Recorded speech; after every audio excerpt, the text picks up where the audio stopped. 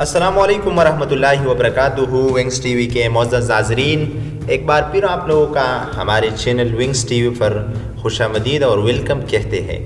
دوستو، بہت دنوں کے بعد ویڈیو ہم شوٹ کرنے جا رہے ہیں۔ اس ویڈیو میں ہم لوگ بتائیں گے ترکی کے اندر استنبول یعنی ترکی کے صدر اردگان کے منصوبے پر تنقید کرنے والے سابق ایڈمرل زیر حراست کیوں لی گئی اور اس کی وجوہات کیا ہے، تو چلیے اس ویڈیو میں دیکھتے ہیں۔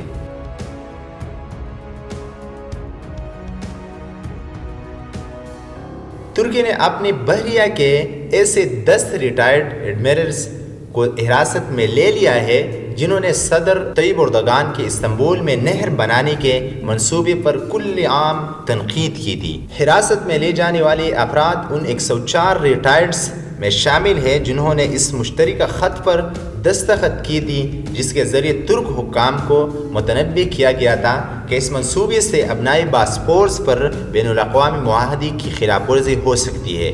ابنائے باسپورس وہ واحد بحری راستہ ہے جو بحر اسود کو بحر روم سے ملاتا ہے، جہاں اکثر بحری جہازوں کی بھیڑ ہوتی ہے۔ صدر طیب اردگان کا منصوبہ ابنائے باسپورس کا متبادل ہوگا۔ حراست میں لی گئی 10 ایڈمرلز پر ریاست کی سلامتی اور آئینی حکم کے خلاف جرم کے ارتکاب کے الزام کی تحت کارروائی کی گئی ہے۔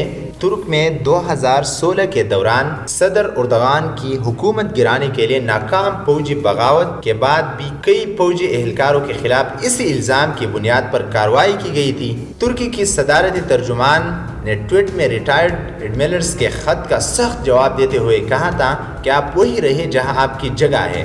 قوم نے 15 جولائی 2016 کو سب کو دکھایا تھا کہ انہوں نے باغیوں کو کیسے شکست دی تھی۔ ملک میں حزبی اختلاف کے بعد سیاستدانوں نے کہا ہے کہ حکومت بغاوت سے متعلق دماغی خلل میں مبتلا ہو چکی ہے۔ گزشتہ ماہ حکومت نے استنبول کینال کے منصوبے کی منظوری دی تھی۔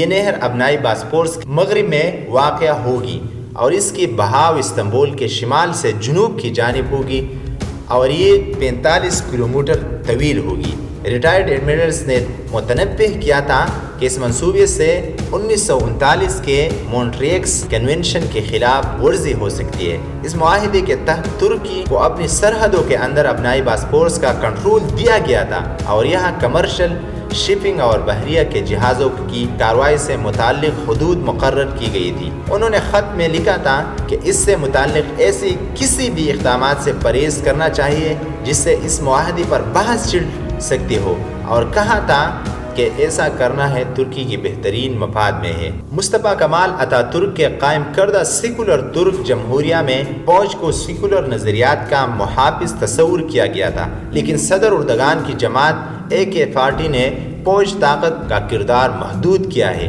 اور اس جماعت کو قدامت پسند حلقوں میں پذیرائی ملی ہے۔ سن 2011 میں صدر اردگان نے کہا تھا کہ ہم استنبول کینال کی تیاری کر رہے ہیں۔ یہ صدیوں کے عظیم منصوبوں میں سے ایک ہے جو پاناما اور سوئس سے بہتر ہوگا۔ ان کا کہنا تھا کہ اس بحری راستے کی گہرائی 25 میٹر ہوگی اور اس سے روز 160 بحری جہاز گزر سکے گی۔ تاہم اس منصوبے کو تنقید کا سامنا رہا ہے اور اس پر 10 ارب ڈالر لاگت آنے کا تخمینہ لگایا گیا ہے۔